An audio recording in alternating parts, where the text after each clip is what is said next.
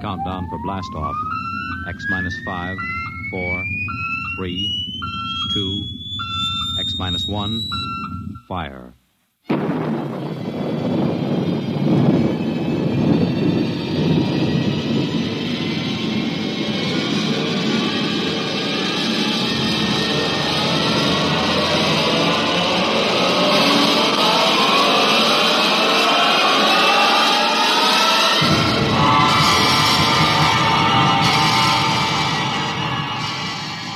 From the far horizons of the unknown come transcribed tales of new dimensions in time and space. These are stories of the future, adventures in which you'll live in 1,000,000 could-be years on 1,000 maybe worlds. The National Broadcasting Company, in cooperation with Street and Smith, publishers of astounding science fiction, presents X minus 1.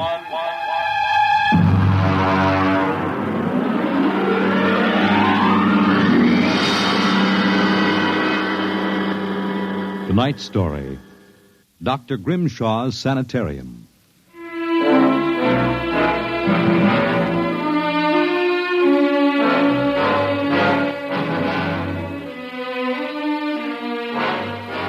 What you will hear in the next half hour represents either a magnificent hoax or the true explanation of the famous Grimshaw Sanitarium scandal which made the headlines back in 1947. The manuscript upon which this account is based was removed by the New York State Police from a fountain pen cover found in the doorway to Dr. Grimshaw's study. We offer this manuscript as evidence only. Whether it is authentic or not, you must judge for yourselves. My name is John Dougherty. I'm a graduate of Hamilton College, class of 34, a member of Theta Alpha. I'm one of those fools who wanted some excitement in life, so instead of going into my father's shoe business, I became a private detective. These are facts. You can check them if you like. The rest of what I write here is so fantastic that I don't expect it to be believed. If anyone should find this manuscript and read it, all I ask is that you notify Miss Millicent Armbruster of 299 Wallace Avenue, Buffalo, that Johnny Dougherty is dead. On the evening of July 1st, Miss Armbruster and I were driving to a wedding. Not our own, although I wish it had been. It was Sunday, and in order to avoid traffic, I took the Old Mill Road, a single-lane dirt affair that runs past the Gowanda Cemetery. Johnny, aren't you going too fast? Not for this road. There isn't a thing around except some tombstones and... Johnny, the gate to the cemetery. Well, what about it? That hearse, look out! Look out! We skidded for about 20 feet and slammed into the back of the hearse. The two rear doors buckled and snapped open. It was a freak. A huge oak coffin with brass handles tipped up and began slowly to slide back toward us. Oh, how horrible. You stay right here, baby. You okay, Mac? You don't pay much attention to speed limits, do you, Jack? Now, look, let's not get hung up on who was right and who was wrong. I was going too fast, and you were traveling without lights after dark.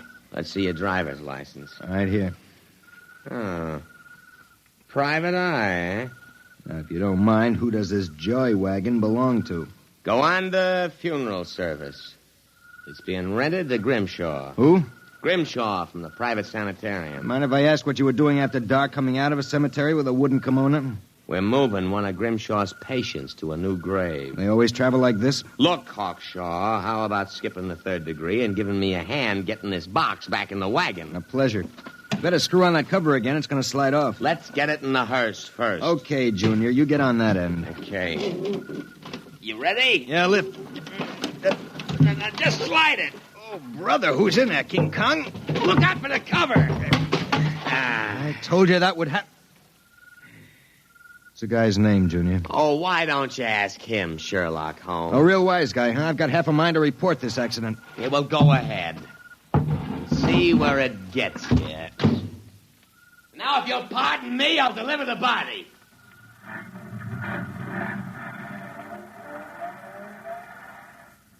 Everything all right, Johnny? I thought so until a few seconds ago.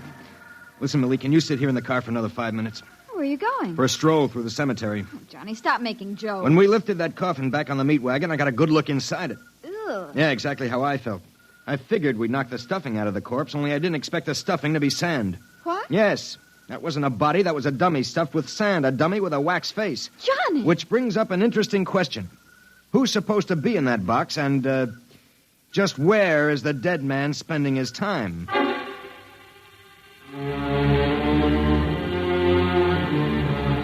Sometimes in my business, when things drop off, you have to go out and, dig up new clients. My next case was a gentleman named Harlan Ward Sr., a wealthy automobile manufacturer. I'd gotten his name off his son's tombstone.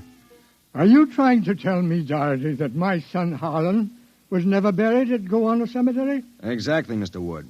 But why? Maybe if you'll tell me the circumstances surrounding your son's death, I can help answer that. My son was a rather impetuous young man. Tall, good-looking.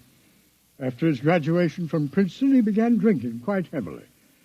After he got into a couple of scrapes, we sent him to Dr. Grimshaw's Sanitarium in the hopes that he could be cured. While my wife and I were in Europe, we received word that he died, buried at Gowanna in our absence. Last week, my wife and I decided to have his body removed to the family vault here at Short Hills. How'd your son die? Suicide. You never saw the body? No, we couldn't get back from Europe in time. Now you tell me that his coffin contains a dummy. How do I know this whole thing isn't a plan to fleece me? You don't.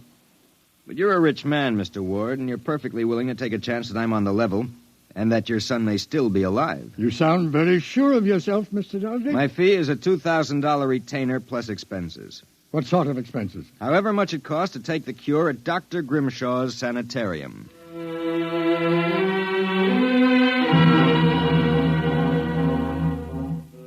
Dr. Grimshaw's Sanitarium was just outside Gowanna. Most of the cases were nervous breakdowns and alcoholics. I committed myself as a dipso, and just to make it convincing, I stopped at 5 or 6 bars on the way over.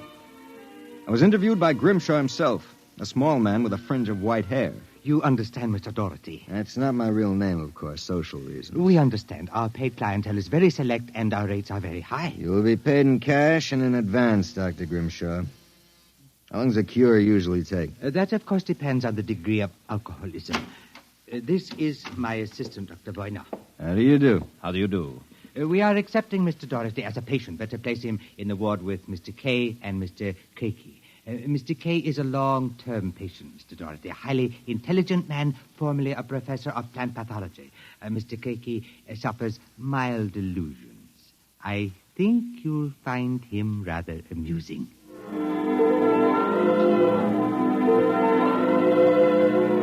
After about 3 days, my roommates Arthur Kay and Crakey got used to me. And we even began to play three-handed bridge. Kay was a chronic dope addict, an intelligent, sensitive man. Crakey was nothing but a clown. He kept a big black cat named the Professor, which he talked to as if it were human. And so I said to her, "My dear Countess, if you don't like the company of my cat, then you don't like me." She looked at me as if I were insane. But, of course, the joke was on her because I was. Professor? The professor is very sociable. Excellent company. Except when he kills birds and deposits them in your bed. He's nothing but a feline murderer as far as I'm concerned. See? You have insulted him, Mr. K. Come here, Professor. Let's make friends. How about giving me your paw? Oh! Scratched me, you black devil. You insulted him. You hurt his feelings. Well, just keep him away from me. It will be a pleasure. I would advise you not to insult him again. Good afternoon and evening. Is he always as nuts as that? Ever since I've been here. What's his problem? Manic depressive. And a little paranoid, too.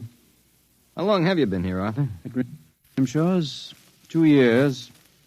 I left for a while, but I couldn't stay away from the junk, so I committed myself again. Did you, happen to know a patient here named Harlan Ward? Why do you ask that?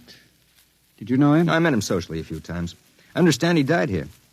So the newspapers said. I wouldn't know. Suicide, wasn't it? Was it?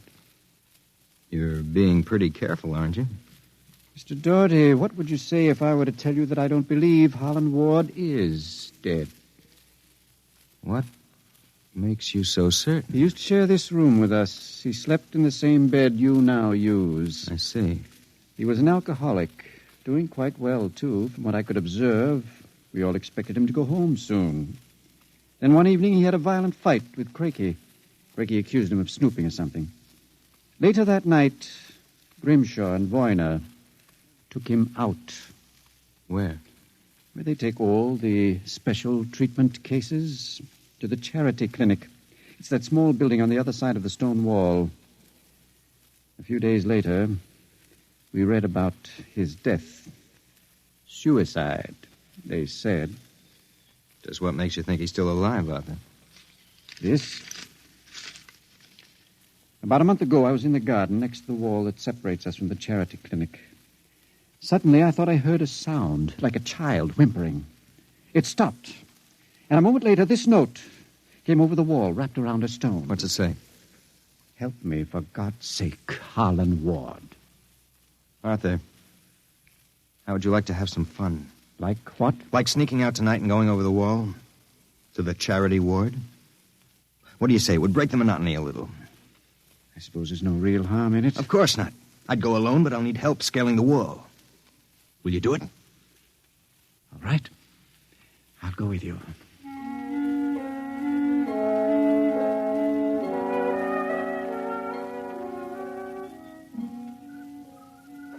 Up. All clear. Give me your hand and I'll lift you. Be careful when you drop. Ready? Go ahead.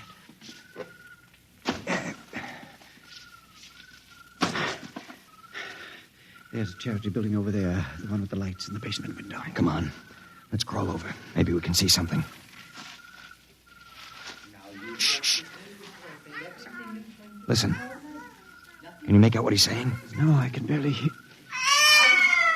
Good Lord. What was that? Probably some patient having the DTs. Let's have a look. Easy, it wouldn't do to get caught now.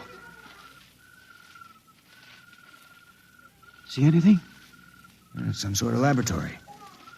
I can see Grimshaw and Voyne and something else. What? There's a child with its back toward me. Now take it quietly. It will be easier. Please, no. It will all be over soon. You won't remember anything. No, I don't want to go. Why not give it to him? No. Shut him up, why not? Good Lord. What was it? What did they do to that child? Arthur, that wasn't a child. It was a midget. The smallest midget I've ever seen. What were they doing? Trying to give it some sort of injection. When it resisted, Voyne knocked it out. What do you suppose they were doing to it? I don't know, Arthur. All I know is that when it fell, it had the face of Harlan Ward.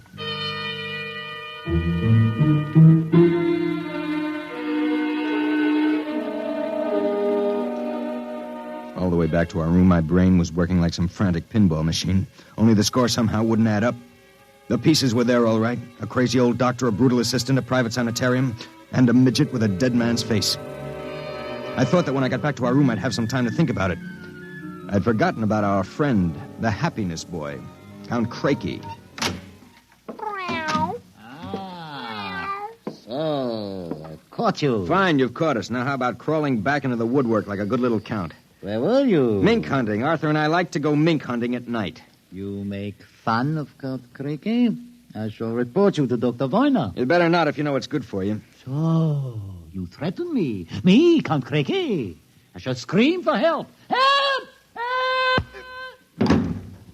Did you hurt him? Just knocked him out. What do we do now? Put him to bed. Hope that when he wakes up in the morning, he's forgotten the whole thing. And if he hasn't? He's too crazy for them to take seriously anyway. Come on, let's get him back into bed.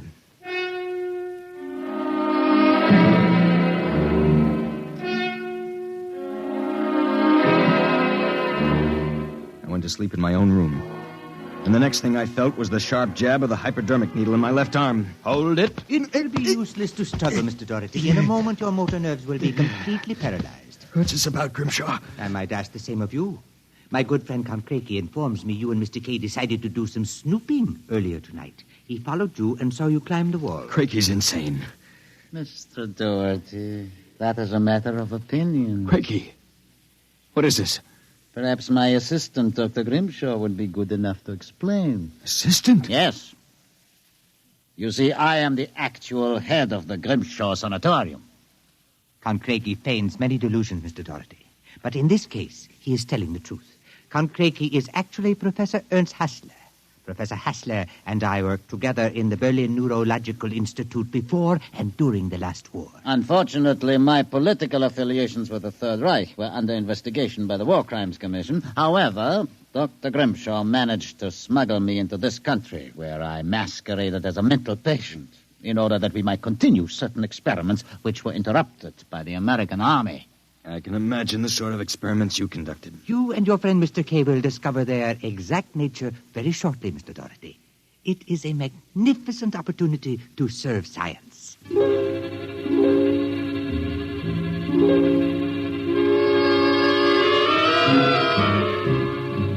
passed out. And the next thing I knew, I was coming to in a different room and hearing the voices of Voyna, Grimshaw, and Craigie, as if from a great distance. Pituitrin. Pituitary. 4 cc's. 4 cc's. How are the measurements? Reducing rapidly. We'll operate at once. Have Voyna start the anesthesia. Very well, Doctor. Come back.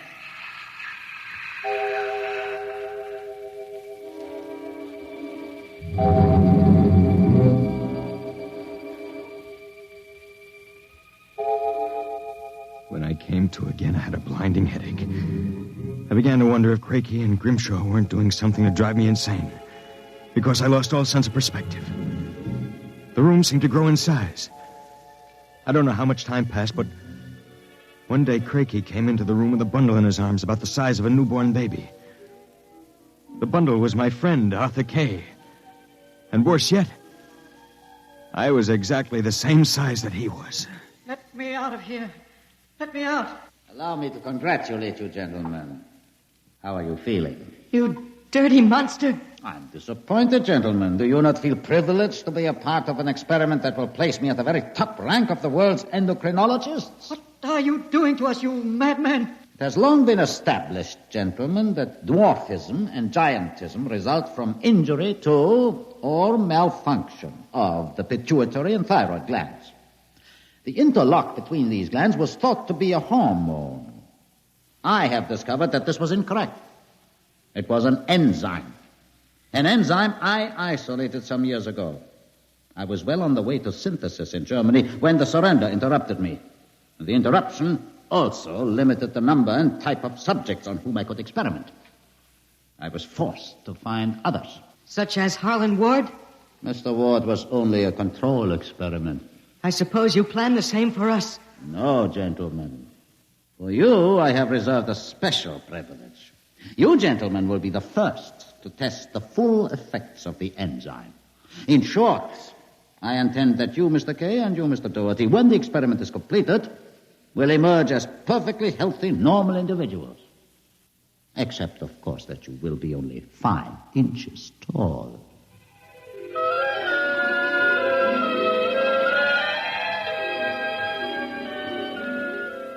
The days and nights that followed were a living nightmare. A nightmare from which Arthur and I awoke for brief periods to find ourselves in a strange new world. A huge, frightening world where everything seemed enlarged 100 times.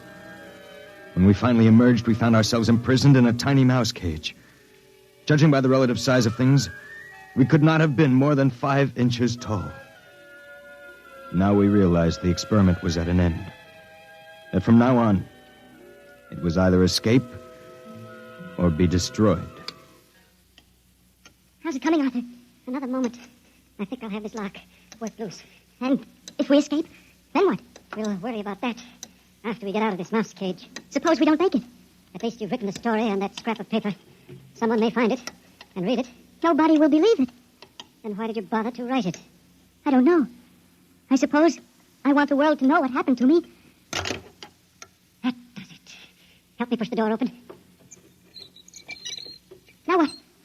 The first job is getting down to the floor. I think we can make it by sliding down the telephone cord. Are you game? Go ahead. I'm right behind you. Easy now. Look out! That does it. Now, if we can figure out a way to get out of the room, well, that should be... Uh-oh. Listen. Somebody's coming. It must be Craigie. We've got to hide. Here. The grate in the fireplace. He'll kill us if he finds us. Stay quiet. Well, my friends, time for feeding. I trust that you... So, you have managed to break out. It won't do, you know. There is no way you could have gotten out of the room with the door and window locked. I know you are in here. I would advise you to save yourselves trouble and give up. Very well, my tiny friends. If you prefer to play the game of cat and mouse, then I shall be happy to furnish the cat. There is no way you can get out. What now? He's gone for the cat. If that monster ever gets in here, we're goners. There must be... Wait a minute. What? Do you see that thin strand of wire running along the molding? What about it? It's the automatic fire alarm. When the alarm is tripped by a fire or short circuit, all the locks are sprung so that the patients can escape from their rooms. If I can short that wire before Craigie lets the cat into the building, let's go. There's a tiny sliver of steel from the cage on the floor. I'll work with that. You keep an ear to the door. Go ahead. This insulation is tough as rawhide. Blast this stuff. Hurry up, Arthur, for God's sake. There it is. Stand away. I'm going to short it. Ready? Okay. We made it. There goes the door. Let's make a run for it down the hall. If we can get to the garden, we've got a chance. I smell smoke. The short may have actually started a fire. Come on. Wait a minute. I have to go back. The manuscript. Don't be a fool. There's no time. Come on. You go ahead. I'll catch up. Hurry up. I'll wait in the hall. Only a second. I've got it. Come on. There's nothing to stop us now. Arthur? Where are you? It's funny. Arthur? Arthur? Arthur, what's happened to you?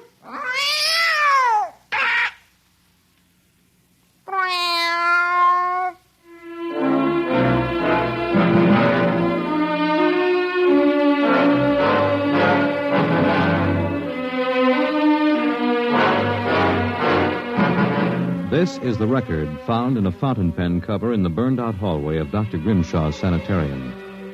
There's nothing to add, except that the fire which destroyed the sanitarium and killed so many of its occupants, including Dr. Grimshaw and Dr. Voyna, was definitely of incendiary nature.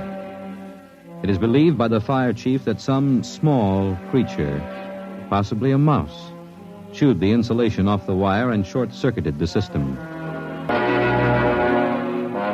The two patients, John Doherty and Arthur Kay, vanished completely after the fire, and their remains were never found. Whether the manuscript which you have just heard is authentic, or whether it was the work of one of the more demented inmates of the sanitarium, we leave to your judgment.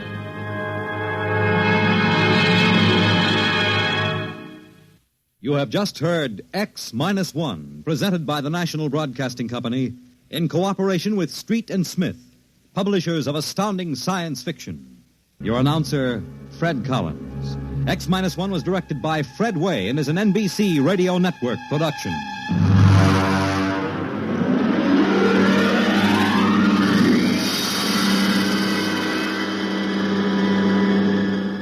X-1